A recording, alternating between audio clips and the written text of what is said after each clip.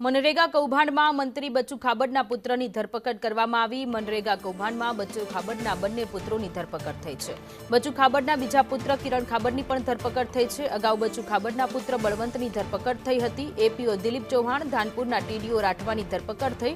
નાના પુત્ર કિરણની એજન્સીએ પણ નાણાં ચાઉ કર્યા। એજન્સીએ 7 કરોડથી વધુના નાણાં ચાઉ કર્યા હોવાના અહેવાલ અત્યારે સૂત્રોના હવાલેથી મળી રહ્યા છે।